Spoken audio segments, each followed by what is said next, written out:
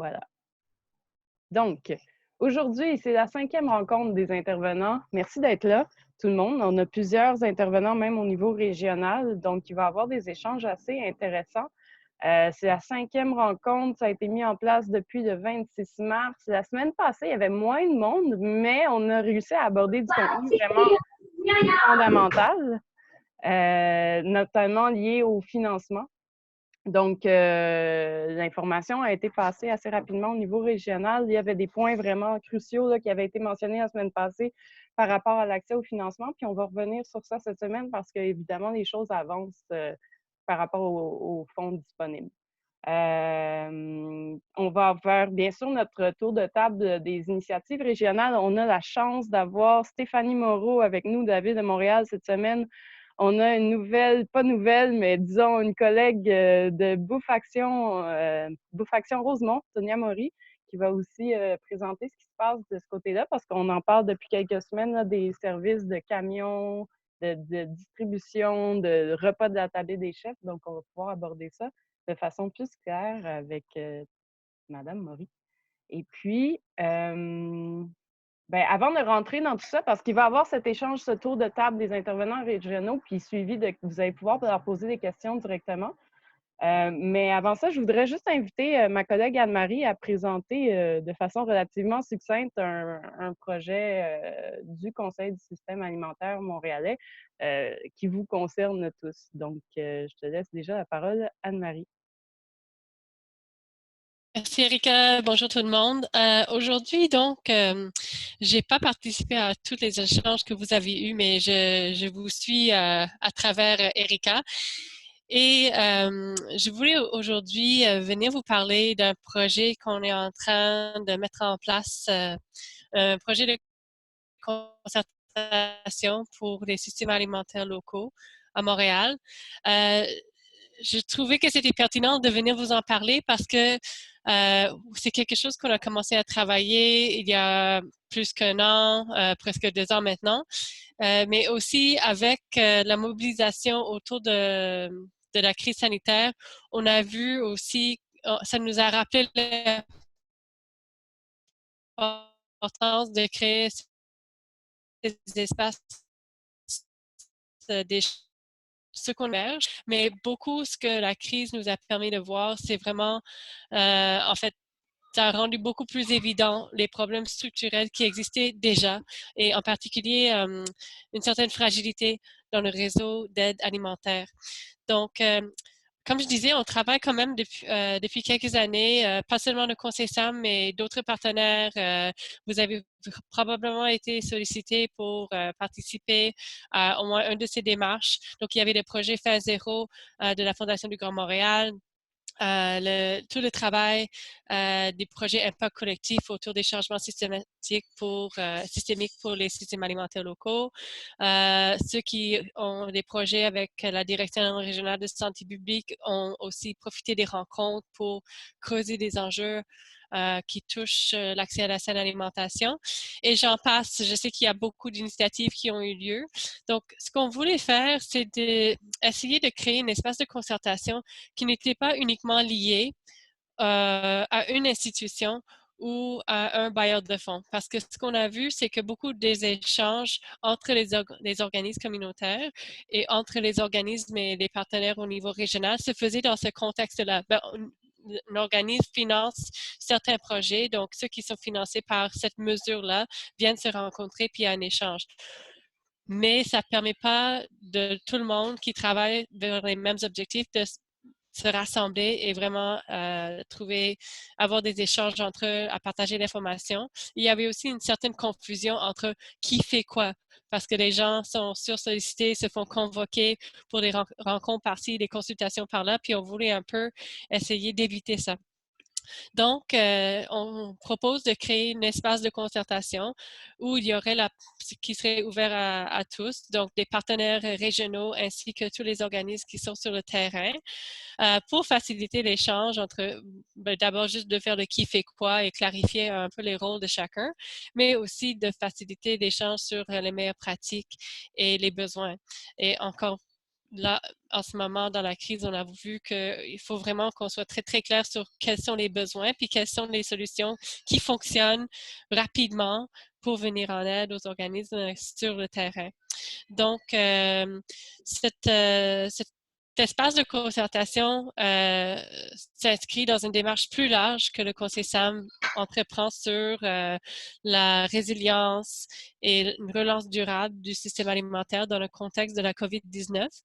Donc, une fois qu'on aurait confirmé la participation de tous les partenaires, la première chose qu'on veut faire, c'est de travailler assez rapidement sur des propositions pour la relance parce que on sait que même si le confinement, ça va durer longtemps, puis les mesures sanitaires risquent de rester en place pendant longtemps. On parle déjà de déconfinement, on parle déjà de relance économique, donc on veut s'assurer qu'on n'oublie pas le réseau d'aide alimentaire dans cette relance-là et que les solutions qui sont apportées pour améliorer la sécurité alimentaire soient des solutions qui vont être durables. Donc, par exemple, comment est-ce qu'une innovation qui a été créée durant cette crise, comment on peut s'assurer que ce soit pérennisé ou soutenu à plus long terme.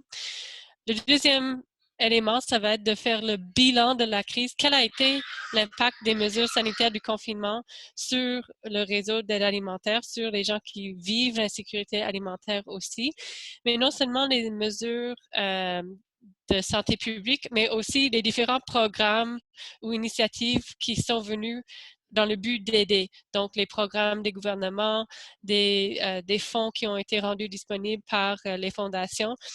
Quels ont été l'impact? Est-ce qu'ils ont vraiment aidé? Est-ce qu'il y en a des mesures qui sont un peu venues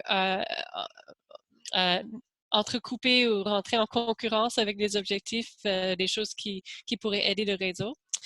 Et le troisième, ça va être beaucoup plus long terme, donc on n'est pas là-dedans tout de suite, mais éventuellement au sein de cet espace de concertation, on veut établir une compréhension commune de c'est quoi un système alimentaire local qui fonctionne bien, c'est quoi les composants, c'est quoi des meilleures pratiques qui peuvent être mises en place, puis avoir une façon de communiquer ça clairement à tous les décideurs, donc tous ceux qui ont un rôle structurant à jouer dans le réseau, comment est-ce qu'on peut faire valoir les éléments essentiels au bon fonctionnement du réseau pour le rendre plus résilient au futur. Donc, je vais arrêter de parler. C'est quand même un projet, déjà un nouvel espace de concertation qu'on veut créer, puis puiser dans cet espace de concertation pour une démarche qui est très ambitieuse mais nécessaire. Donc, je vais arrêter là, mais je pensais que c'était important de venir vous en parler aujourd'hui parce que ça rejoint beaucoup les discussions que vous avez déjà eues. Super. Merci Anne-Marie. N'hésitez pas si vous avez des questions à l'écrire soit dans le chat, à m'écrire directement. Je vais remettre mon adresse dans le chat. Et puis, c'est sûr que toutes les personnes qui sont sur la liste d'envoi, puis il y a des personnes qui m'envoient leur courriel pour être ajoutées à la liste d'envoi, vous allez tous et toutes tenus au courant de cette initiative afin que vous puissiez y participer. Donc, on va passer déjà au point suivant. Justement, Anne-Marie parlait de financement fédéral, de financement en général, puis il y a eu beaucoup de financement fédéral qui a été mis disponible, le Fonds d'urgence pour l'appui communautaire. On a des intervenants, notamment de Moisson Montréal. On a Catherine Boyer qui est avec nous. Est-ce qu'on commence? Je vais peut-être donner, en fait, la parole pour commencer à Stéphanie Moreau de la Ville de Montréal pour nous faire un petit topo de ce qui se passe du côté de la ville, puis ensuite, on va pouvoir passer vers Moisson. Est-ce que Stéphanie serait... Je sais qu'il n'y a pas de... En tout cas, c'est pas directement lié au financement. C'est pas circonscrit, disons, au financement, là, ton intervention, mais il y a plusieurs choses que tu pourrais nous mettre à jour. Oui, bien, en fait, je pourrais faire une mise à jour sur la cellule régionale en aide alimentaire d'urgence, donc qui est coordonnée par la Ville de Montréal, mais où siègent différents partenaires régionaux. En fait, nos rencontres ont diminué à une rencontre par semaine. Et on a décidé de travailler à partir de 4 chantiers plus spécifiques dorénavant en petits sous-groupes. Donc, on va aborder le chantier du financement, justement. Avec la multiplication des fonds d'urgence, là, on va essayer, les différents partenaires voient vraiment la nécessité de se parler et de se coordonner pour essayer d'avoir une réponse plus concertée aussi, être sûr qu'on n'oublie pas personne, aucun organisme, puis c'est ça, il y a un enjeu d'arrimage au niveau des différents fonds d'urgence qui sont descendus. Le deuxième chantier qu'on veut travailler, c'est sur le soutien aux organismes communautaires en aide alimentaire d'urgence. Donc, c'est vraiment circonscrit à l'aide alimentaire d'urgence et au soutien aux organismes communautaires dans le contexte du déconfinement. Puis, c'est ça. Il y a des liens certainement à faire aussi avec le Conseil SAM puis la concertation dont Anne-Marie parlait un peu plus tôt, mais c'est sûr que le Conseil SAM siège là, également sur ces chantiers-là ou va siéger parce qu'ils ne sont pas encore mis en place. Le troisième chantier concerne la communication. C'est sûr que ces chantiers-là sont à définir, donc, mais c'est sûr qu'il y a un volet entre la cellule régionale et les cellules locales ou entre la cellule régionale et les organismes communautaires. Donc, tout le volet de la communication va être discuté. Puis enfin, un peu plus tard, là, dans quelques semaines, dans quelques mois, on va commencer à travailler sur la diversification des activités en sécurité alimentaire, donc la reprise graduelle des activités de cuisine collective, par exemple, de jardin communautaire, peu importe. Donc, pour ces différents chantiers-là, c'est pas la ville qui les coordonne, c'est des partenaires, différents partenaires là, qui ont levé la main pour coordonner ces différents chantiers-là. Donc, c'est vers ça qu'on s'organise. Là, il y a 3 grands chantiers à court terme, puis un quatrième qui va s'en venir pour justement préparer dans une perspective un peu moins d'urgence, mais plus à moyen terme, là. Donc, c'est ce qui se passe là au niveau de la cellule régionale. Parfait. Puis toujours, est-ce que vous êtes toujours en tournée des cellules? Parce qu'on n'a peut-être pas super bien, excusez, je n'ai pas présenté étant donné que c'est notre 5e réunion, mais c'est vrai qu'il y a des nouvelles personnes qui se joignent à chaque fois. Vous faites une tournée des cellules locales. Donc, il y a la cellule régionale auquel prend part Moisson Montréal, la Ville de Montréal, le Conseil SAM, Centraide, donc plusieurs organisations au niveau régional. Puis ensuite, il y a des cellules locales qui sont structurées par arrondissement ou quartier. Puis il y a des liens de communication qui sont faits entre la cellule régionale et les cellules locales. Et la cellule régionale a commencé une tournée. En fait, ça fait quand même un mois que vous avez fait une tournée des différentes cellules locales. Est-ce que cette tournée continue? Puis je voulais juste savoir un peu qu'est-ce qu'il en était. Je pense que pour l'instant, c'était la ville qui faisait la tournée. On a pu rencontrer, je pense qu'on a rencontré 18 cellules sur 27. Ce qui est quand même un bon échantillon. Donc, pour l'instant, on a décidé de mettre un peu la pédale douce là-dessus, étant donné que ça prenait quand même beaucoup d'énergie, beaucoup de temps. Puis avec l'échantillon qu'on a eu, ben on a réussi à quand même bien saisir là, ce qui était des enjeux quasi systématiques là, dont on nous parlait dans les tournées. Donc, pour l'instant, on a arrêté. Ceci dit, dans le bulletin hebdomadaire, on en a fait mention, puis il y a 2 cellules qui m'ont invité à leur rencontre. Donc, dans ce cadre-là, moi, je continue un petit peu quand la demande vient des cellules locales. Super. Donc, l'information à retenir, c'est vraiment, en fait, pour les organismes communautaires sur le terrain, c'est super important. Si vous avez des besoins, des demandes, des volontés de partenariat plus au niveau local, puis de faire, si vous avez des red flags à faire, des choses qui ne fonctionnent pas, c'est super important d'aviser la cellule locale. C'est de l'information qui finit par remonter, puis qu'il y a des initiatives qui peuvent être mises en place pour plus au niveau local pour répondre à vos besoins. Donc, c'est vraiment important que vous soyez actifs au sein de ces structures locales-là. Puis si je peux ajouter, en lien avec ce que tu dis, la tournée des cellules locales est arrêtée, mais ça n'empêche pas les échanges que moi j'ai avec les cellules locales. Donc, d'où l'importance d'alimenter, puis justement de partager vos enjeux avec les cellules locales, parce que nous, ça nous donne une meilleure lecture de la situation au niveau régional, étant donné qu'on n'est pas sur le terrain. Super. Merci, Stéphanie. Merci beaucoup. Donc, on va tout de suite passer. On passe à, je pense, un bon saut. Ce serait Moisson Montréal. Oui, Catherine Boyer. Est-ce que Catherine est dans la salle? Je suis ici. Bonjour, ça va bien? Salut. Ça va très bien, toi? Oui. Donc, est-ce que tu peux nous faire un topo de ce qui se passe du côté de Moisson? Comment, on sait qu'au mois d'avril, il y a eu une augmentation de 30 des quantités qui ont été offertes aux organisations communautaires. Est-ce qu'il y a des enjeux particuliers, des services à mettre de l'avant? Peux-tu nous faire un petit topo en 5 minutes? Ben, ça n'a pas changé. On est toujours dans le fond en augmentation des codes. On recueille aussi tous ceux et celles qui désirent, les organismes qui sont toujours en activité, qui désirent augmenter leur code. On est toujours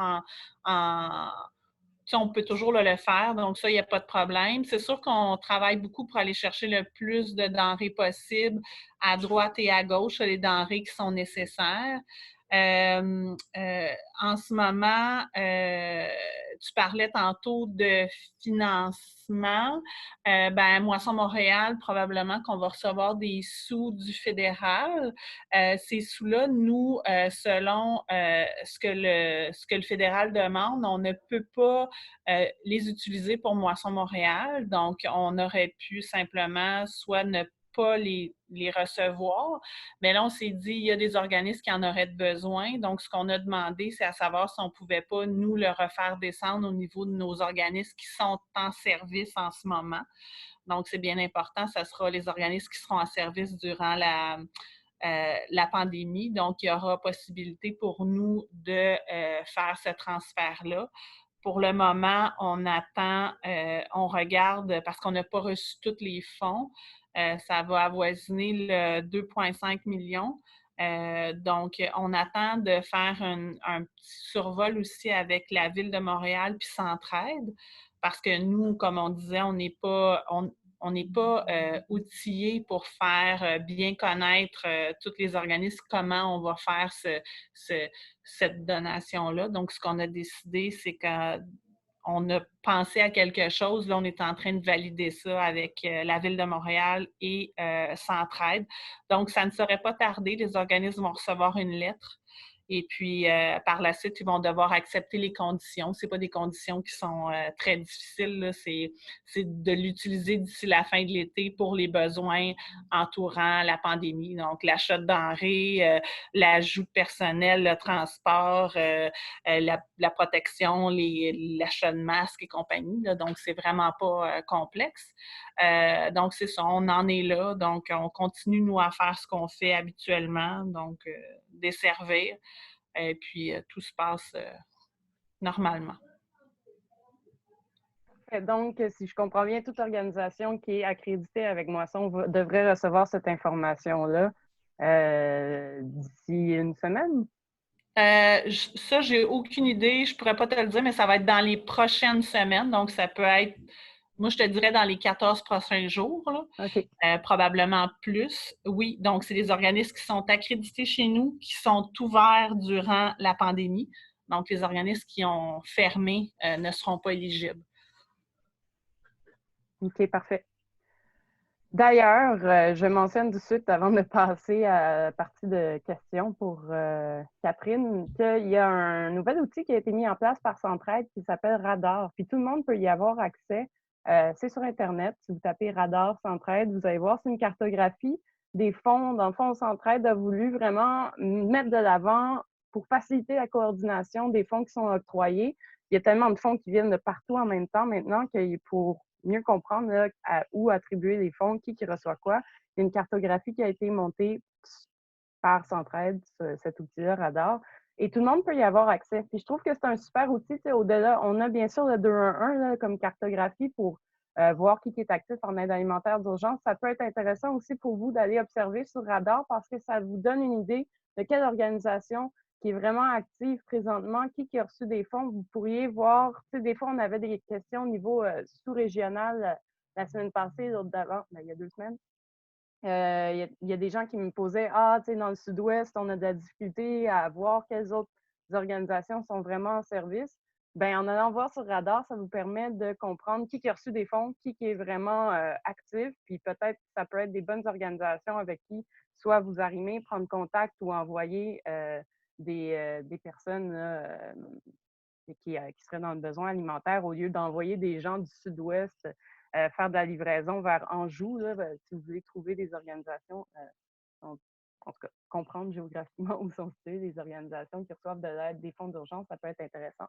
Je voudrais déjà ouvrir la parole rapidement. S'il y a des gens qui ont des questions pour Moisson, que ce soit par rapport au financement ou juste au fonctionnement général ou des préoccupations,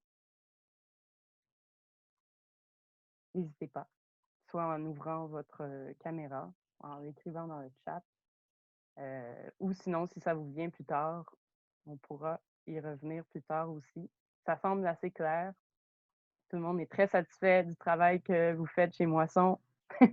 Merci beaucoup, Catherine, pour ce topo qui répond bien finalement.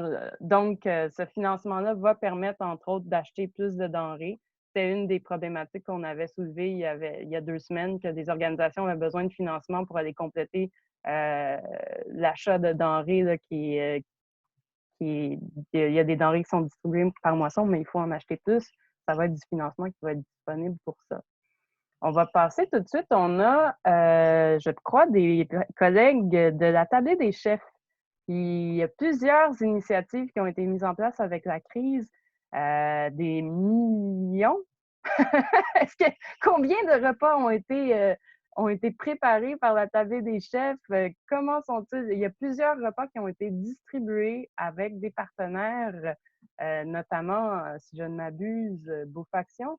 Donc, je ne sais pas si quelqu'un de la tablée veut un peu faire un topo de ce qui a été fait, de où est-ce que vous en êtes. Je pense que vous êtes à votre 2e tournée de distribution. Si vous voulez faire un topo de ce qui a été fait jusqu'à maintenant, puis qu'est-ce qui s'en vient, qu'est-ce qui est disponible pour les organisations sur le terrain, ça serait super apprécié. Que ce soit Florence ou Jean-François qui veulent ouvrir leur micro. Sinon, ben. Je laisserai peut-être Florence commencer, puis je compléterai au besoin. Parfait, merci beaucoup. Oui, excusez, je ne suis pas encore familière avec le Zoom. Je trouvais que j'essaie d'ouvrir mon micro. Alors, bonjour à tous. Oui, en effet, là, on est rendu à une 6e semaine là, de production des cuisines solidaires, là, qui est notre projet principal pour le contexte actuel, là, pour répondre aux demandes du contexte et aux besoins là, du contexte actuel. On est proche là, du million de portions qui ont été produites et on complète là, avec les productions de cette semaine, qui est quand même une grosse production. Alors, c'est une production qui est faite dans différentes régions aussi. Là. Il y a la production dans la région de Montréal, il y a aussi à Québec, il y a une grosse production et dans certaines autres régions plus éloignées. On a un partenariat avec, évidemment, Banque alimentaire du Québec là, pour la distribution de ces portions-là. Mais on travaille aussi avec chaque moisson, justement, là, pour la distribution des portions, dont Moisson Montréal, qui vient chercher là, des grosses cueillettes qui sont normalement congelées pour la distribution à leurs organismes. Mais on fait aussi des liens directs avec certains organismes qui sont membres aussi de Moisson Montréal. Et on travaille aussi avec Tonia Maury, là, Beaufaction Rosemont, qui, si je ne me trompe pas, a eu, c'est ça, un appui financier pour avoir une flotte là, de camions réfrigérés, alors qu'il y a quand même un potentiel de récupérer et de distribuer des portions là, grâce à leur réseau là, qui est établi dans le contexte actuel. Fait que c'est principalement ça au niveau des productions de repas préparés. On a aussi en parallèle une production qui débute là, plus la semaine prochaine, mais on est en train de sonder justement les besoins au niveau des organismes en itinérance. On a travaillé aussi avec la Ville de Montréal pour avoir des liens vers des organismes qui pourraient être intéressés par plus des sandwichs, galettes, viennoiseries, alors des choses qui sont plus qui sont plus adéquates là, pour ces organismes-là dans le contexte actuel. Alors, ça, c'est des productions qui sont parallèles aux repas complets là, qui sont préparés et donnés à les moissons et organismes autres.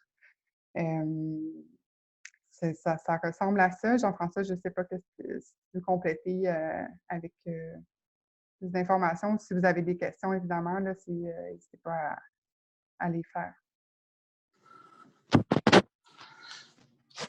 C'est sûr que c'est un projet qui est ambitieux. C'est un projet dans lequel on a aussi voulu mobiliser les cuisiniers qui nous proposaient de l'aide. Puis on a appris à travers tout ça aussi. Là. On a travaillé avec Moisson Montréal, avec l'ensemble des banques alimentaires, puis des organismes. On a travaillé avec Beaufaction, comme on l'a mis. On en a parlé. Puis on apprend à travers tout ça. On le fait de notre mieux. On est créatif, on est toujours en mode solution, comme vous tous d'ailleurs. Je veux saluer le travail de tout le monde. Là. Je pense qu'on vit une période qui est pas facile, dans laquelle on doit se retrousser les manches, puis on doit justement être créatif, puis motiver nos troupes, féliciter les gens qui restent au front, puis qui répondent à l'appel.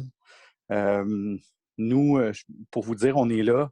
On ne va pas disparaître tout d'un coup. Là. On va suivre vraiment les besoins, puis on est présent, que ce soit dans les conversations avec la Ville, que ce soit sur cette table-ci qu'on a joint à la suggestion de Catherine. Puis je trouve que c'est une excellente chose. Peut-être que je ne serai pas moi sur tous les appels, mais je voulais être au moins sur celui-là pour vous dire ça, puis vous dire qu'on va être à l'écoute aussi du terrain. On a toujours essayé d'être près du terrain pour être concrètement dans l'action puis essayer d'aider les gens du mieux qu'on le peut. Puis on a la chance d'avoir un groupe de chefs et de cuisiniers mobilisés, plus d'une 50aine d'établissements, puis il y en a qui sont en attente aussi de produire des choses. Donc, l'autre aspect, c'est les denrées. On le sait, présentement, le gouvernement fédéral, en voulant aider, a peut-être fait une... Trudeau annonce des choses, puis ça descend pas tout de suite aussi rapidement qu'au Québec. Même qu'au Québec, des fois, ça prend du temps, là, mais le fameux programme de rachat de surplus tarde à annoncer. C'est qu'il y a énormément de produits, sauf que ça ne descend pas parce que beaucoup de producteurs ont déjà donné des grandes quantités de produits et là, ils attendent au moins avoir une compensation. Nous, à travers ça, on a essayé de compenser aussi les cuisiniers qui s'impliquent. Fait qu'on a une dynamique assez simple. Là, dans le fond, on donne $1 par portion aux cuisiniers pour cuisiner les repas, puis on s'arrange pour que 100% de toutes les dépenses, le reste des dépenses soient assumées par nous. Donc, on fournit, on a eu presque 90% des denrées qui ont été données par des fermiers, l'UPA, des producteurs et tout ça. Donc, c'est majeur, effectivement, mais on va continuer, puis on va attendre le programme de rachat de surplus parce que je peux vous dire, là, il y a beaucoup de denrées. Puis nous, on a une capacité de production actuelle là, de presque 200 000 repas par semaine. Fait que c'est juste pour vous dire de cette capacité-là, c'est une capacité, on n'est pas obligé de l'exécuter. On le voit, il y a des semaines où on va descendre un peu, puis on ne veut pas non plus devenir un problème, c'est-à-dire qu'il y a un rythme aussi, là, puis on veut suivre ce rythme-là, puis Sophie puis Florence font un bon travail, mais si on doit ralentir le rythme, si on doit augmenter la cadence, si on doit fournir davantage certains endroits plus stratégiques où il y a des besoins plus grands, on veut le savoir, puis on fait le travail avec Moisson, mais d'avoir un portrait comme ça, je pense que c'est intéressant. Puis d'avoir aussi le feedback sur des ajustements logistiques. il y en a eu là, au cours des dernières semaines. Puis il va en avoir encore. Puis je l'ai dit à l'équipe, on apprend là-dedans, puis on est capable de s'adapter. Fait que c'était juste pour vous lancer le message qu'on est prêt à faire face à tout ce qui s'en vient. Puis on espère qu'on va tous se sortir de ça rapidement. Mais je pense que malgré que les choses se replacent, on va quand même faire face à une année qui ne sera pas facile pour personne, tant au niveau de la philanthropie des fonds qu'on a perdus. Nous, on anticipe une perte d'à peu près 700 000 $ de revenus de nos événements qu'on a dû annuler. Puis, on devra se retrousser les manches, mais on est là. Puis, n'hésitez pas si vous avez, s'il y a des dirigeants ou des gens, des équipes, des organisations qui ont des enjeux, écrivez-moi. Je pourrais vous partager des idées ou essayer de vous aider comme je peux. Puis, il faut être solidaire là, dans cette période-ci. Puis, rester positif quand même à travers tout ça. Là. Puis, donc, mais lâchez pas, c'est ce que je veux vous dire.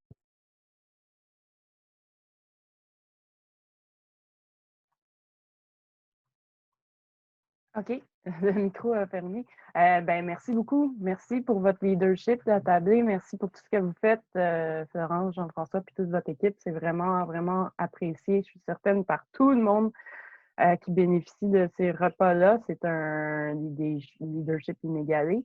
Puis, je veux vraiment déjà là, rapidement passer la parole justement aux gens qui voudraient vous interpeller par des questions, des recommandations, des commentaires ou si vous avez quelque chose à communiquer à la table, c'est un excellent moment de le faire. Puis n'hésitez pas, soyez pas gênés, il n'y a pas de questions stupides ou de commentaires ou suggestions qui vont être rabrouées. On essaie vraiment d'améliorer les choses. Je ne sais pas s'il y en a qui ont eu des difficultés d'avoir accès au repas, s'il y a des formats qui sont plus... On avait parlé il y a 2 semaines des formats qui, des fois, sont pour 6. Je ne sais pas si ça s'est ajusté. Je vous laisse la parole. Prenez-la. Ouvrez votre micro. S'il y a des gens qui veulent intervenir. Personne. Incroyable. Vous êtes tous parfaitement satisfaits. Juste, oui, Florence. C'est Florence, là. Dans le fond, juste, c'est ça, on a débuté avec des productions de 6 portions, mais on a essayé vraiment d'aussi répondre aux besoins des personnes plus seules là, ou des plus petites familles avec des repas de 2 portions. C'est sûr que c'est les 2 seuls formats qu'on a pour la production, mais justement, là, on est là aussi pour prendre les commentaires, puis les ajustements qu'on peut apporter au projet. Il reste encore quand même quelques semaines là, sur la production, la grosse production qu'on veut faire.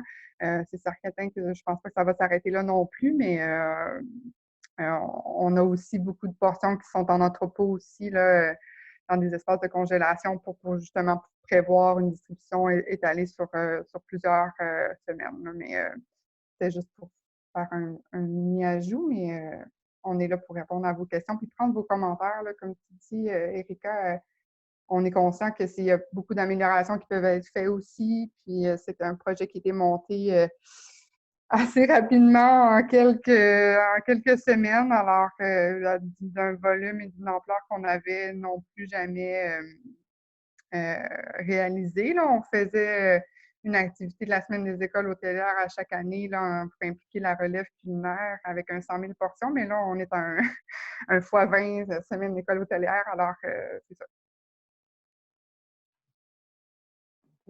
Super. Oui, je pense qu'il y a Virginie qui a enlevé son micro, qui a enlevé son micro. Oui, bonjour à tous. Moi, c'est la première fois que j'assiste à un de vos webinaires. Je trouve que c'est vraiment une super bonne idée parce que des fois, on se sent un peu tout seul là, avec le contexte actuel. Là, c'est vrai qu'on est tellement pris à gérer les urgences au quotidien.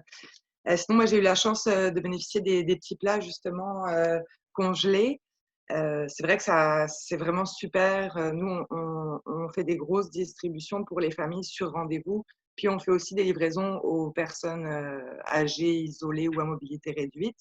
Puis, ce qu'on s'est rendu compte, c'est que finalement, même pour les personnes isolées, les plats où dedans, il y a 2 ou 4 portions, ils sont quand même très contents d'avoir ça. Ils peuvent comme le séparer en deux pour le congeler, tout ça, c'est vraiment très, très pratique. Après, nous, on a eu une grosse augmentation de notre demande là depuis un mois. Là. Donc, c'est vrai que on a toujours besoin de plus de denrées alimentaires en ce moment. On est très chanceux. On vient de recevoir ce matin notre courriel de confirmation d'accréditation avec Moisson Montréal. Donc, j'en profite aussi pour vous remercier au passage. Parce que ça, nous, on avait plus l'habitude de faire une trentaine de familles. Avant, c'était une initiative citoyenne à la base. Donc maintenant, on est enregistré en tant qu'OBNL depuis le mois d'octobre. Et toutes ces denrées sont les bienvenues. Avant, on faisait de la lutte contre le gaspillage. Donc, on récupérait surtout les surplus auprès des commerçants locaux. Comme on a beaucoup moins de dons de ce côté-là, merci à Moisson Montréal, puis merci à Bouffe Action Rosemont, puis pour la mutualisation d'équipements, là, les camions réfrigérés, les minivans réfrigérés, c'est vraiment super aussi. Donc, merci vraiment pour tout ce travail et ces super bonnes idées. Voilà, c'est tout. Merci Virginie pour ton intervention. Je passerai, s'il y a d'autres personnes qui veulent prendre la parole, n'hésitez pas. Je vais passer la parole à Tonia Maury, qu'on a la chance d'avoir avec nous, de Bouffe Action Rosemont. Tonia, si tu veux nous faire un topo un peu, parce que je pense que Bouffe Action, il y a plusieurs nouvelles prises en charge et activités et services. Je veux dire, vous avez des camions réfrigérés, vous avez...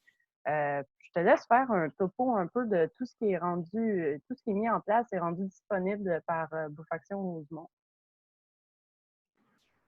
Oui, alors bonjour tout le monde. Je m'excuse d'avance, soit j'avais le droit à des cris à l'intérieur de mes petits garçons, ou soit c'est la construction qui est à l'extérieur, donc vous me ferez signe, Erika, si vous m'entendez pas bien. C'est mon contexte. Voilà, donc je suis à la direction du pôle logistique alimentaire de Bouffe Action de Rosemont. C'est un pôle qu'on devait mettre en place à partir de janvier à mars cette année, puis qui s'est fait d'une façon accélérée dans le fond. Ce que nous sommes, c'est une solution logistique de deux niveaux. Donc, d'une part, en termes d'approvisionnement en fruits et légumes pour différents organismes qui sont partenaires du plan. Donc, le pôle logistique, on l'appelle le plan. Puis, d'un autre côté, on offre également une solution logistique en termes de camions réfrigérés, donc tout ce qui est transport. Rapidement, pour vous faire un léger, rapide topo, ce que nous faisons, donc, puis je suis vraiment contente d'être avec vous aujourd'hui parce que vous aurez l'occasion de pouvoir transmettre l'information autour de vous également. Donc, la première solution qu'on a apportée, c'est celle des camions réfrigérés parce que plusieurs organisations en sécurité alimentaire avaient justement des défis d'avoir accès aux besoins à une ressource réfrigérée pour transporter leurs aliments. Donc, on a une flotte d'une dizaine de camions, 8 camions présentement qui sont disponibles. C'est très simple. Ceux qui en ont besoin font une réservation auprès de nous. Puis, dans le fond, ces camions-là sont sur la route toute la journée. On offre également un camionneur lorsque l'organisme n'est pas en mesure de pouvoir offrir son propre chauffeur. Donc, c'est gratuit. L'organisme ne fait que payer l'essence. Donc, c'est un projet qui est financé par Centraide. Donc, il y a cette solution logistique. Toujours en termes de répondre aux besoins en cas d'urgence ici avec la COVID, on a été mis en lien avec Sophie de la Tablée des chefs et c'est ce qui a donné suite au deuxième service qu'on offre, c'est-à-dire on assure la livraison auprès des organisations des plats congelés ou des plats réfrigérés qui sont produits par la Tablée des chefs. Notre angle à nous est surtout de desservir avant tout des organismes qui ne sont pas accrédités par Moisson Montréal. Donc, ce qu'on s'est rendu compte, c'est que ceux qui étaient accrédités par Moisson avaient accès à ces plats là-bas. Donc, nous, on le laisse comme ça, c'est correct, mais il y a plusieurs autres initiatives qui ont mis en place des nouveaux projets ou qui sont tout simplement, qui desservent moins de gens, donc qui ne sont pas accrédités pour une raison ou l'autre par Moisson Montréal. Puis, on s'est dit justement avec Jean-François et tout, ce serait intéressant de pouvoir les rendre accessibles, ces plats-là. Et compte tenu que nous avions déjà accès à des camions, et bien de fil en aiguille, ça s'est fait. Ça fait 2 semaines, peut-être un peu plus qu'on fait ça avec la tablée. On a plus d'une 50aine d'initiatives et d'organismes qui reçoivent des plats. Donc, ce sont des milliers de portions qui sont distribuées par semaine. Là, il nous manquait un peu un camion réfrigéré qui serait dédié à ça, puis Centraide a accepté aussi de nous fournir une aide supplémentaire. Donc, on va être en mesure d'en desservir beaucoup plus. Donc, de répondre à la demande parce que la demande est vraiment là. Puis, on fait du mieux qu'on peut, puis également pour être équitable dans les différents quartiers, donc pour pas juste privilégier, admettons qu'on est dans Rosemont ou dans Hochelaga, Maisonneuve qui sont plus proches, mais vraiment pour aller dans l'Est, se rendre au Nord, puis on fait au Sud, un peu partout sur l'île de Montréal. Donc, les deux projets qui sont présentement en cours, c'est les camions réfrigérés qui sont disponibles gratuitement, puis également la livraison qui est disponible gratuitement. Virginie est une des personnes justement du Frigo de l'Est qui utilise nos camions, mais il y en a une vingtaine à faire des réservations auprès de nous, puis on a encore la capacité de pouvoir en ajouter. C'est sûr qu'on parle de mutualisation, donc ça vient avec le fait de pouvoir prendre le camion à l'heure, le rendre à l'heure pour que l'organisme suivant puisse l'avoir. Donc, c'est un peu tout ça. Mais de façon globale, je veux dire, les commentaires sont vraiment positifs, puis ça répond vraiment à un besoin. Enfin, le troisième volet qui, présentement, se déploie vraiment dans Rosemont, c'est vraiment de fournir les différents lieux de dépannage avec des sacs de fruits et légumes frais qui ont été achetés. Donc, pendant le premier mois, on a eu des commanditaires locaux. Pendant le deuxième mois, on a eu, là, on commence un deuxième mois avec un appui de Centraide et on distribue pour une famille autour de, c'est pas la solution magique, mais au moins ça apporte des fruits et légumes variés. C'est autour de 3 à 5 kg par famille. Et pour les personnes à ménage qui sont seules dans leur ménage, c'est autour de 2 et 3 kg de fruits et légumes frais par semaine. Donc, c'est ce qu'on a mis en place. Puis ensuite, les partenaires du pôle logistique sont en train de revenir vers nous pour nous dire, bien, peut-être que ce serait une solution qu'on pourrait offrir également dans d'autres quartiers avec les organismes qui veulent bien devenir membre. C'est même pas devenir membre, c'est simplement vouloir accéder à ce service-là. Mais je veux dire, il y a Saint-Léonard qui embarque, puis on essaie de voir s'il y a d'autres quartiers qui veulent avoir cette solution clé en main, parce que ça facilite beaucoup dans le cadre des dépannages la distribution. Mais on est là pour ça aussi. Puis j'ai menti parce que je vous ai dit que c'était 3 services, mais il y en a un quatrième. Et le quatrième, il n'est pas encore en place, mais on a été un peu, on nous a demandé justement en cause qu'on a quand même développé cette expertise-là logistique, de s'assurer de la distribution des livraisons à domicile qui sont offertes par Uber. Donc, Uber a offert un lot c'est un 2000 livraisons par semaine sur plusieurs semaines. Donc, on va assurer avec le pôle logistique la livraison, justement, le dispatch, dans le fond, de ces ressources-là. Donc, ça ici, quand on parle de Bouffe Action de Rosemont, on est dans Rosemont, nos activités ont lieu dans Rosemont, puis on a des projets qui fonctionnent très bien localement et tout, puis on a un petit volet qui est supra-local avec le pôle logistique. C'est un petit peu ça, si vous questionniez par rapport à ça. Voilà. Merci beaucoup, Tonia. C'est incroyable tout ce qui est en train d'être développé. C'est magnifique. J'aimerais ça savoir, pour Uber, les livraisons, donc ça inclut tant des repas de la tablée que des distributions de fruits et légumes? En fait, je peux pas me prononcer encore par rapport à Uber parce que c'est vraiment... On a reçu, je veux dire, c'est confirmé depuis lundi, puis on a des rencontres qui sont prévues au courant de la semaine prochaine. Mais je pense qu'avec Uber, ça va être vraiment s'il y a des organismes qui ont des dépannages à faire de livraison, qui n'ont pas les moyens de pouvoir le faire. Donc, je pense que ça va être plus associé aux besoins de différents organismes dans différents quartiers pour de la livraison auprès de gens qui ne peuvent pas se déplacer. D'après moi, c'est l'angle que ça va prendre, mais je ne peux pas vous en dire plus. C'est pas D'après moi, ça va être au courant de la semaine prochaine ou la suivante que le service va être rendu offert. Puis, enfin, une petite information, c'est sûr que pour nous, le pôle logistique, c'est un programme qui est en place. Donc, il a connu un déploiement plutôt rapide, donc plus rapide que ce qu'on s'était planifié au départ. Puis, ce sont des services qu'on va essayer de maintenir après le COVID. Donc, on travaille là-dessus aussi pour s'assurer qu'il y a une pérennité compte tenu des besoins, surtout pour la mutualisation des camions réfrigérés, entre autres. Est-ce que ce serait possible, probablement qu'il y a beaucoup de gens qui vont avoir des questions par rapport à tous ces services, puis au partenariat possible, puis au développement dans leur propre quartier. Est-ce que c'est possible de mettre une adresse courriel dans le chat où les gens pourront se référer? Puis aussi, mais j'espère qu'on pourra rester certainement connectés pour diffuser l'information la plus à jour par rapport aux services qui sont rendus disponibles. Moi, j'ai commencé à diffuser l'information par rapport aux appels conférences de façon un peu plus structurée avec la liste que j'ai montée. Donc, c'est sûr qu'on va se rendre, on va être le plus possible là pour vous appuyer dans la diffusion de ces services-là, puis vous aider au déploiement, puis à la communication et à la connexion des acteurs intéressés à mettre en place ces initiatives-là avec vous. C'est super, Erika. Écoute, moi, ce que je vais faire, c'est qu'on fonctionne beaucoup avec des formulaires Google Forms. Je vais pouvoir les poster dans quelques minutes. Puis, dans le fond, vous pouvez faire circuler ça autant que vous le souhaitez. Les infos, ça nous permet ensuite de recontacter l'organisme qui est intéressé. Merveilleux. Super façon de fonctionner. Merci pour l'offre. Ça fait plaisir. Merci à toi pour ta présence. D'ailleurs, la construction dans ton coin a l'air de sonner comme des petits oiseaux. Ça me paraît enchanteur. Donc, je passerai à la question des... Ben justement, si vous avez des questions, les gens, que ce soit pour Bouffe Action, la table des moissons, si vous avez des red flags, que j'appelle, des choses qui ne fonctionnent pas, il y a quelqu'un, j'ai mis en place un chat, un Slack, qui permet aux gens de dire des idées de façon...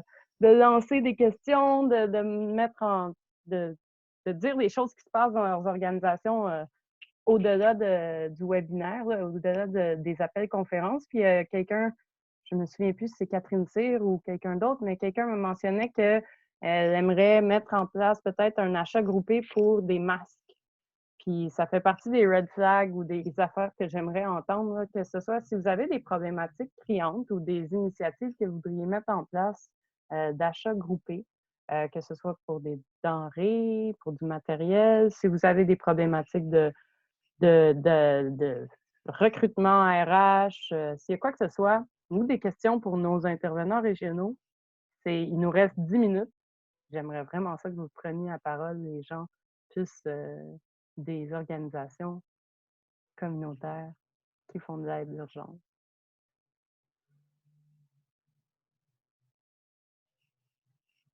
Sinon, j'ai des choses à vous proposer. Mais n'hésitez pas à prendre la parole. Est-ce que Virginie, je vois qu'elle n'a plus de mute? Oui, c'était au sujet des masques, parce qu'en ce moment, les CIUS distribuent des masques pour la population en passant par les organismes communautaires. Nous, je sais que dans notre quartier, dans Merciès, en fait, c'est nous puis l'Entre-Jeunes qui allons distribuer des masques à la population. Mais il me semble que les organismes ont juste à contacter leur OC au niveau du CIUS pour prendre en charge une partie de la distribution des masques parce que justement, ils sont vraiment très occupés avec ça. Ils attendent qu'il y ait des organismes qui les contactent pour proposer justement de les aider à la distribution. Ça, c'est au niveau des masques à usage unique. Hein. C'est peut-être ça un peu la problématique aussi qu'on pourra éventuellement ou essayer de rapidement adresser, c'est que c'est bien, je pense que c'est une bonne chose de distribuer des masques à usage unique à la population, mais si on a des bénévoles récurrents qui viennent dans notre organisation, est-ce que ce serait pas possible? Je sais que du côté de Moisson, vous avez fait des achats, vous avez reçu des quantités importantes de masques réutilisables. Donc, si un bénévole vient de façon fréquente faire vous appuyer dans vos actions, peut-être que ça serait le fun de passer à un niveau non jetable pour puis d'avoir la possibilité d'avoir des masques pour ces gens-là. Erika? Oui, je voulais juste vous dire que nous, on est en lien avec plusieurs producteurs ici qui sont dans Hochelaga Maisonneuve qui confectionnent justement des masques. Dans le fond, c'est souvent dans le fond, des couturiers qui font des vêtements pour enfants et tout ça qui se sont un peu recyclés. Puis, on a déjà fait des achats avec eux. Donc, c'est des masques dans lesquels on peut insérer un filtre. Donc, c'est vraiment ce qui était recommandé tout dernièrement, là, sans couture et tout. Donc, s'il y en a qui sont intéressés, ils pourraient aussi tout simplement m'écrire, puis on pourrait faire un achat qui est groupé. C'est autour de 10 $ le masque, puis c'est fait à Montréal par des Montréalais. Donc, je lance cet appel-là. C'était pas prévu, mais on est déjà quelques-uns à faire des achats comme ça. Est-ce que donc c'est un achat groupé? C'est 10 $ le masque. Ça permet d'être un peu moins cher que ce qu'on retrouve. Je sais pas. Oui, ça varie. Je veux dire, ça varie autour de 15-20 $ le masque. J'imagine que si on arrive avec une plus grande quantité, nous, c'est ce qu'on a payé parce qu'on voulait également les appuyer, là. Mais puis nos bénévoles, puis les différents lieux de dépannage alimentaire dans Rosemont, c'est ça qu'ils utilisent également parce qu'ils peuvent les laver puis les réutiliser. Puis on allait vers une solution comme ça, un peu plus à long terme aussi, pour qu'on pourrait distribuer aux ménages qui n'ont pas les moyens de s'acheter des masques. Puis ils font également des masques pour enfants. Fait qu'il y a une offre qui est là, qui est intéressante, qu'on n'a pas encore creusé beaucoup. Mais s'il y a une demande, ça va nous faire plaisir de pouvoir appuyer à ce niveau-là. Merveilleux. C'est une bonne nouvelle. Donc, encore une fois, on peut se retourner vers Bouffaction. Merci. D'ailleurs, aussi, il y a un financement, à travers les fonds qui sont rendus disponibles par le fédéral, il y a la Croix-Rouge qui a aussi des fonds disponibles où c'est possible de faire des demandes. Puis, de leur côté, on parle plus de financement pour des RH, mais aussi pour du matériel. Donc, ça serait possible de faire une demande auprès de la Croix-Rouge pour ce genre d'achat-là à explorer. L'information est très facilement accessible sur leur site web. Je pourrais la rendre disponible dans le compte-rendu de la réunion. Est-ce qu'il y a des gens qui ont encore là, je demande si vous avez des problématiques présentement que vous aimeriez adresser, que ce soit financement, approvisionnement. J'aimerais ça vous entendre. Des choses qui pourraient être améliorées. On a le courriel de Tonia dans le chat. Je vais le rendre disponible dans le compte-rendu.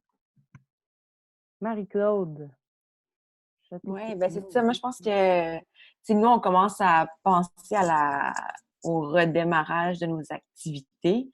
On a ouvert le marché la semaine dernière là, avec toutes les mesures d'hygiène en place, mais on se rend compte que ça va nous prendre des ressources humaines supplémentaires, donc il y a puis du matériel supplémentaire aussi. Fait qu'il y a beaucoup de frais là, qui vont découler de ça. Puis c'est sûr que on se concentre beaucoup sur les mesures d'urgence en ce moment puis sur répondre à l'accessibilité alimentaire. Mais si on veut continuer d'offrir les autres volets ou de permettre aux gens là, de garder ce qu'on avait mis en place en termes d'éducation puis d'engagement, mais de façon adaptée, bien, c'est ça. Il va y avoir beaucoup de frais aussi qui vont être reliés à ça. Puis je pense que ce serait intéressant de voir du financement qui pourra permettre là, d'y répondre aussi. Tout à fait. Ça va être adressé dans les chantiers, entre autres, qui ont été annoncés par Stéphanie de la ville. Donc, pour mieux vous appuyer au niveau du redémarrage suite à la crise, si on peut appeler une suite, mais pour s'assurer que vous soyez capable de bien faire continuer vos actions et vos services que vous rendez, services essentiels. Beaucoup d'informations sont mises dans le chat. Ça va tout être dans le compte-rendu. S'il y a d'autres gens qui veulent prendre la parole, n'hésitez pas. Sinon, il y a plusieurs plateformes d'échange de denrées qui sont en train d'être développées. Des outils en ligne qui vont permettre justement de favoriser, c'est vraiment en train d'être construit des merveilleuses plateformes qui vont permettre de faciliter la redistribution de surplus alimentaire aux organisations. Malheureusement, c'est pas encore disponible, mais on travaille fort pour rendre ça disponible dans les... J'ose croire, disons, restons réalistes, dans les prochains mois, mais j'aimerais dire semaines. Mais en attendant, j'ai le RAPSIM qui travaille avec les populations itinérantes qui a proposé de développer un simple tableau. Puis je vous partage le lien. C'est vraiment de base. Ils nous ont dit on fait un document en Drive, puis les gens peuvent mettre le matériel, la nourriture qu'ils ont en Voyons, là, je l'envoie privately. Je veux l'envoyer à tout le monde.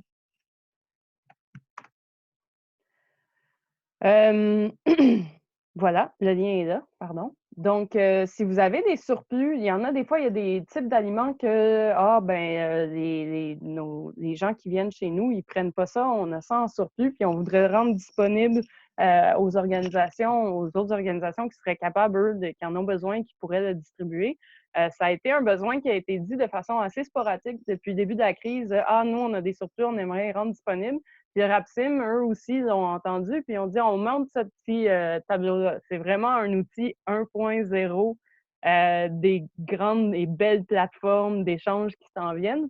Mais c'est un peu pour répondre à cette demande-là rapidement, tout de suite, maintenant, être capable de le faire. Fait que je sais pas ce que vous en pensez, si vous pensez que c'est utile, si c'est pertinent, puis si, est-ce que ça peut. Vous n'avez pas accès aux documents pour le lien du Rapsim. Ah, ben je vais vous le rendre disponible, ce sera pas long. Je vais le partager de façon plus cohérente. Si vous n'avez pas ça, les personnes ajoutées peuvent ouvrir. En tout cas, je vais vous rendre ça disponible très rapidement. Je peux pas faire trop de choses en même temps, malheureusement. Mon cerveau n'est pas capable de suivre.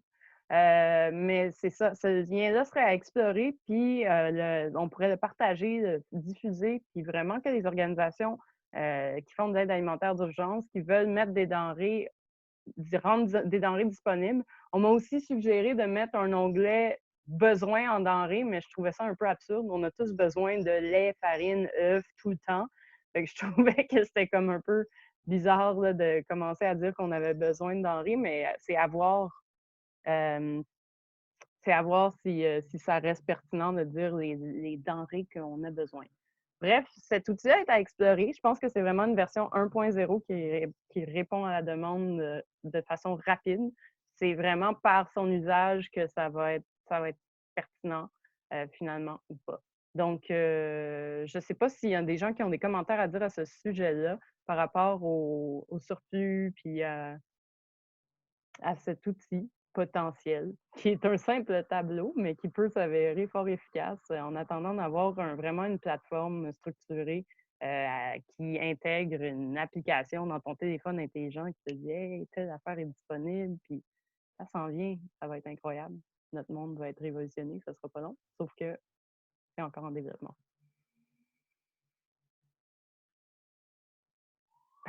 Oh, bonjour. Maggie. Oui, juste mentionner, nous, on a quand même beaucoup besoin de boîtes pour faire des livraisons. Ça serait super intéressant que ça soit inclus dans dans ces initiatives-là au niveau des plateformes d'échange. Voilà. OK. Besoin de boîtes. Oui, pour faire des livraisons. Puis je mentionnerais aussi qu'un autre enjeu qu'on voit venir au niveau du matériel, ça va être avec la chaleur. On fait beaucoup de livraisons à vélo. Fait qu'on est en train de réfléchir à un système pour comme isoler les denrées qui ont besoin d'être conservées au frais. Fait que voilà, je voulais juste mentionner ça avant de quitter la réunion. C'est super pertinent, surtout avec les cyclistes solidaires. Il y a plusieurs personnes qui font usage de ces livraisons-là. C'est vrai qu'avec la chaleur qui arrive, ça doit être un peu plus compliqué. J'aime ce genre de commentaires. Je prends en note, puis c'est des choses qu'on va pouvoir adresser. Pour les boîtes, j'ai déjà des idées, puis on va pouvoir s'en reparler. Puis s'il y a des gens qui ont des idées aussi par rapport à ça, qui veulent rebondir, n'hésitez pas. Partageons l'espoir, aussi besoin de boîtes, j'aime ça. Oui, Cascade. Cascade. Fait des dons de boîtes. Oui. On peut faire des demandes. Puis nous, on en a là, des restants de nos livraisons. C'est pas des quantités phénoménales, mais il nous en reste quand même pas mal si vous voulez venir les chercher. Marie-Claude, t'es de quel organisme? Du Carrefour alimentaire Centre-Sud. Super. Alimentaire. Donc, si on a besoin de boîtes, on peut aller vers vous, mais je pense que ça va être pertinent d'aller chercher des boîtes vers effectivement des gens qui ont des ressources. Lorenzo, est-ce que tu as une idée par rapport à ça? Juste, je vois des boîtes Good Food Box un peu partout apparaître. Ça, c'est des trucs que les gens achètent, mais ils ont tout un système pour que les boîtes soient bien isolées et puis ils sont québécois. Donc, peut-être qu'eux, ils ont une idée. Je ne sais pas qui est-ce qui aurait le lien avec eux. Mais... on va aller chercher ce lien. C'est certain que ça serait super pertinent de rendre. Puis je veux dire, tous les distributeurs de bouffe, il y a beaucoup de livraisons de nourriture présentement qui se fait, que ce soit, moi je pense à Hector Larrivée, il y a des Good Food, il y en a plein, puis il y a plein de boîtes résiduelles dans notre société, puis je pense qu'on est capable de mettre la main là-dessus assez facilement. Donc, je prends bonne note de ce besoin-là. Finalement, on reviendra dans 2 semaines avec un appel similaire. Merci beaucoup d'avoir été là. Je tiens à vous dire qu'il y a un webinaire sur la mise en marché de proximité et des circuits courts en temps de COVID qui va être tenu demain midi par le réseau des communautés nourricières avec Vivre en ville. Puis ça peut être intéressant pour toutes les organisations qui s'occupent de marchés, font que ce soit de la distribution de paniers ou peu importe. Vous pouvez trouver l'information, ça va être dans le compte-rendu aussi. Le lien vers ça, mais c'est aussi sur la page du Facebook du Système alimentaire montréalais. Et puis, ben merci d'avoir été là. N'hésitez vraiment pas à me contacter, que ce soit par le Slack, que le lien est dans les comptes rendus, que ce soit par courriel. Merci à toutes les organisations régionales, la Table des chefs, Moisson, tout le monde, la ville, d'avoir été là. Puis j'espère que vous avez trouvé ça pertinent. Puis n'hésitez pas à m'envoyer des commentaires pour qu'on améliore la chose. C'est pour vous qu'on fait ça. Merci pour tout votre travail. Vous êtes incroyables. Puis j'ai déjà hâte de vous reparler. À dans 2 semaines. Merci. Merci beaucoup.